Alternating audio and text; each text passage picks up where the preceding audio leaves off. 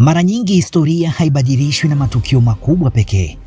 Wakati mwingine jambo linaloonekana dogo linaweza kufungua mlango wa mjadala mkubwa unaogusa jamii nzima. Ndivyo ilivyokuwa Mbagala, Dar es Salaam, mwezi Oktoba mwaka 2012. Taarifa ilianza kusambaa katika jamii kuhusu kijana wa miaka 14 aliyejulikana kwa jina la Emmanuel Josephat, ambaye alidaiwa kukujorea Qur'an, kitabu kitakatifu cha Waislamu. Naomba niende kwenye tukio. Kwa nini unalia? Analia kwa uchungu, kwa kuona kitabu cha Mwenyezi Mungu kusikia kimekojelewa. Naenda huko. Kulia atakusaidia? Hainisaidii, ila nahitaji msaada kwa Mwenyezi Mungu. Ni Muislamu, lakini kitendo cha huyo kijana aliyekojolea huo msaafu, sielewi alikuwa ametumwa au vipi. Umeona, mpaka hivi sasa kwa kweli hatujamuelewa huyu mtu ana lengo gani. Habari hiyo iliposambaa haikubaki tena kuwa suala la familia au watu wachache. Ilianza kuingia katika jamii, ikazua hasira, hofu na mvutano. Na kwa sababu katika jamii yoyote masuala yanayogusa imani huhitaji hekima kubwa sana. Baada ya taarifa hiyo kufika kwa wananchi, wazee wa Kiislamu walimpeleka kijana huyo kwenye kituo cha polisi. Kwa mujibu wa taarifa mbalimbali za wakati huo, polisi walimchukua kijana huyo chini ya ulinzi kwa ajili ya kumhoji na pia kumlinda kutokana na hasira za umati uliokuwa umeanza kukusanyika. Na hapo ndipo changamoto kubwa ilipoanza.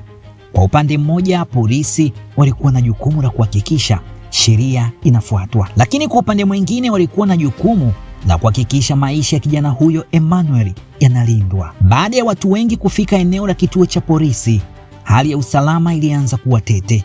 Baadhi ya waliokusanyika walitaka kijana huyo Emmanuel apelekwe mbele yao, huku polisi wakikataa kufanya hivyo kwa sababu za kiusalama. Mvutano huu ulisababisha vurugu kuanza. Polisi walilazimika kutumia mbinu za kudhibiti umati ili kutawanya watu na kurejesha utulivu. Katika hatua hizo, kikosi cha kutuliza ghasia FFU kilihusika katika operesheni ya kudhibiti hali hiyo, na hapo ndipo vurugu zikageuka kuwa mgogoro mpana. Tatizo lilipozidi, athari zake zilisambaa zaidi ya eneo la kituo cha polisi. Baadhi ya maeneo ya ibada yalishambuliwa na mali kuharibiwa. Hali iliongeza hofu kuhusu mahusiano ya kidini nchini. Taarifa za wakati huo zilieleza kuwa baadhi ya makanisa katika maeneo ya Mbagala yalivamiwa na kuharibiwa wakati wa vurugu hizo. Na jenereta moja imechukuliwa na wamechukua jenereta moja na mlango na uzio wa kanisa. Na hapo ndipo tukio lilipobadilika kutoka kuwa suala la kijana mmoja na kuwa changamoto kubwa ya usalama kwa jamii.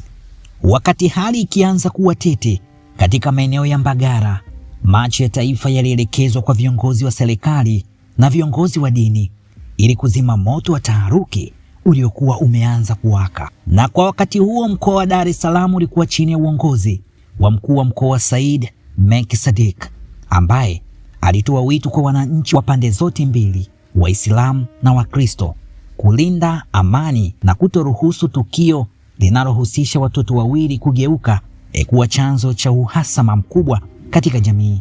Katika kauli yake, Said Mek Sadik alisisitiza kuwa tukio hilo halikupaswa kutumiwa kuvuruga mshikamano uliodumu kwa miaka mingi kati ya Watanzania wa imani tofauti. Na kwa upande wa jeshi la polisi, kamanda wa polisi kanda maalum ya Dar es Salaam wakati huo, Kamishna Suleiman Kova, alitoa maelezo kuhusu namna tukio lilivyoanza.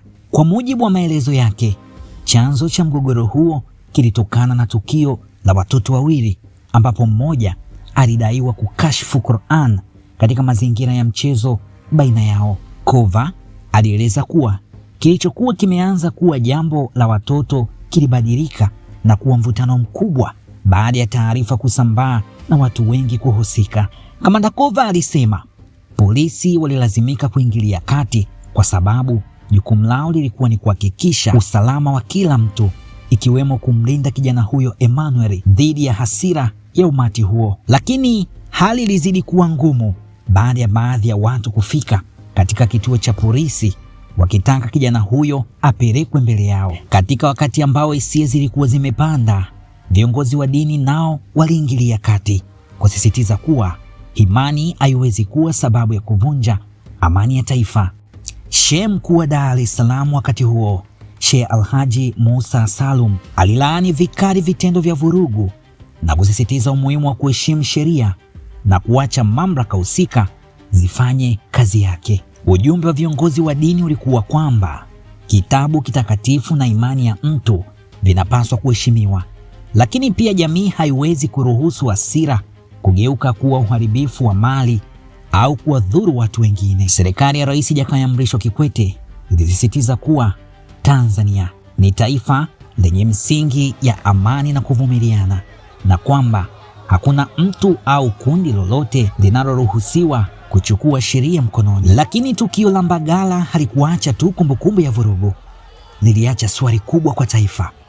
Katika jamii yenye imani tofauti, tunalindaje heshima ya kila mmoja bila kuruhusu hasira kuvunja amani tuliyoijenga kwa muda mrefu? Kwa sababu kama wahenga wenyewe walivyosema, hasira ni upepo, ukivuma kuvunja hata matawi ya mti uliouhifadhi. Na Mbagala wa mwaka 2012 ikawa kumbukumbu kwamba amani ya taifa ni jukumu la kila mmoja kuilinda. Mimi ni Joseph Isangura. Huyo mtoto ni mtoto wa kiume, amemkuta mtoto anatoka chuoni. Baada kumkuta yule mtoto anatoka chuoni, akamuuliza umetoka wapi? Akamwambia nimetoka chuoni. Akamwambia leta mstaafu wako ni uchukue. Akampiga mtoto, akakataa kutoa mstaafu wake, akampigia vibao, akachukua nini? Mstaafu wake. Alipochukua ule mstaafu, ndio sasa akaukojoleana.